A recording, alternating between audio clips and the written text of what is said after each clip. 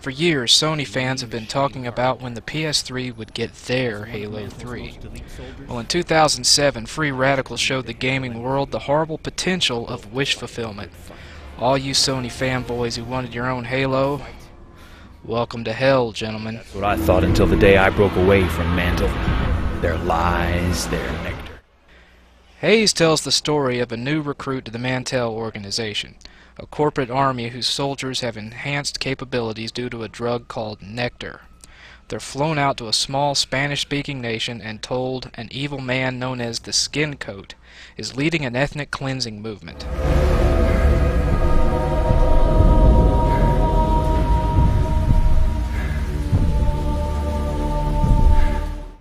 You spend the first half of the game playing as a Mantell soldier, with Mantell weapons and a battlesuit that injects you with nectar at a push of a button.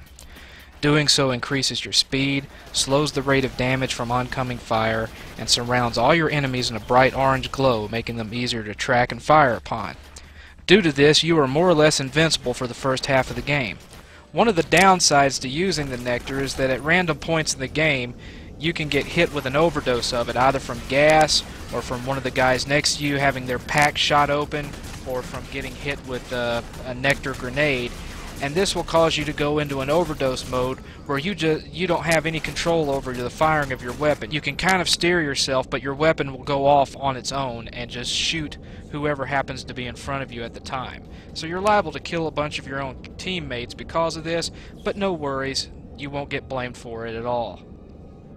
Once you capture Skin Coat, however, you'll find out that you've been lied to and that Mantell is trying to take the whole country over to get a monopoly over a flower that's used to make nectar. That's right, the entire game's plot is about cornering the pharmaceuticals market. Epic, ain't it? After that startling revelation, you'll watch as they cut off Skin Coat's finger for stealing their nectar, and then reluctantly escort him and your cohorts back to the ship. Once you get on the ship, you start questioning everything that you've been doing and the grievous errors of your ways. And the next thing you know, one of the idiots accidentally shoots the pilot, and the whole ship, you, Skin Coat and all, comes crashing down in this rather lackluster, anticlimactic crash scene. When you come to, it seems like you've crash-landed on the swamp planet of Dagobah, and you're being escorted by some Hispanic gentleman through the woods in a scene that feels for all the world like the chase scene at the beginning of the E.T. ride in Universal Studios, Florida, intermixed with little scare tactics that look like something you'd see on YouTube. From then on out, you join the Resistance, and your ability to heal and have super speed and accuracy are replaced with a higher variety of weapons and the ability to play dead. And by the way, all of this is explained in the opening cinema shown at the beginning of this review. So on top of everything else, Haze kills its own potential suspense before you even hit the fucking start button. It's clear from the moment you boot the game up that the designers were going for a Halo feel. You have drop ships taking you to jungle destinations 1 minute and fighting through military compounds the next. You have a Halo-ish helmet heads-up display. You constantly have teammates following you around to do little other than get themselves shot and spout one-liners. The controls feel similar to Halo 3, or as much as they can with a PS3 controller anyway. And perhaps most importantly, the game really sucks. The graphics are very similar to Halo. Similar lighting effects, similar low-quality textures and animation. Like I said, you'll visit such new and original locales as refineries, jungles, crash sites, villages, warehouses, and secret enemy bunkers.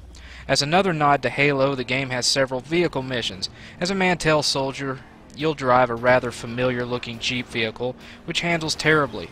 Your Jeep flips so often, in fact, that the designers included a quick one-button fix for whenever the fucker flips over. Just walk up to it and hit the melee button, and your superhuman nectar power flips the Jeep back upright like the wind gust from a honey-powered Winnie the Pooh fart.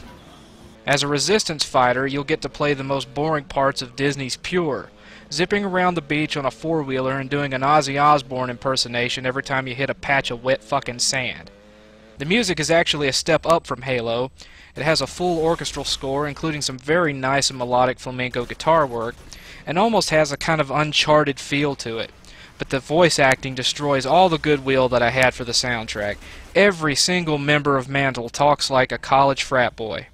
In fact, 2 of them do chest and fist bumps repeatedly through the game, right up to and including the scene where you finally and blissfully get to pump bullets into all their major orifices. And the humor isn't exactly stellar either. Me and my crew here are rolling with you today. You got me, you got Gilroy, and you got Wood. Got Wood? Corporal Wood, sir. I've heard all the jokes. Ugh. It's like they wrote every character to be the SoCal college boy version of Buzz Killington.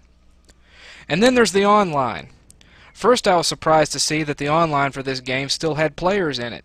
As is par for the course for a PSN title, there were no 12-year-old kids taking turns yelling obscenities at each other, but there were so few people playing the game that for the most part, it was like walking through Disney World before the gates open and occasionally finding a small cluster of cast members smoking cigarettes behind Small Small World. It's functional, and it keeps track of your stats well enough, but it certainly doesn't excel, and since it's Mantell versus the Resistance, there's some real balance issues too.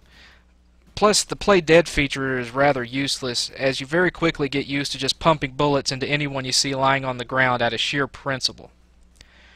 Free Radicals set out to make a Halo killer, and they succeeded by making a game that mimicked it in so many ways, and yet still managed to be worse. For that reason alone, much less anything else, Haze gets 1 star. Baby, I was all like pow, pow, pow, yeah! Out of 7. You calling me a fag? Don't call him a fag, sir! Fucking fag.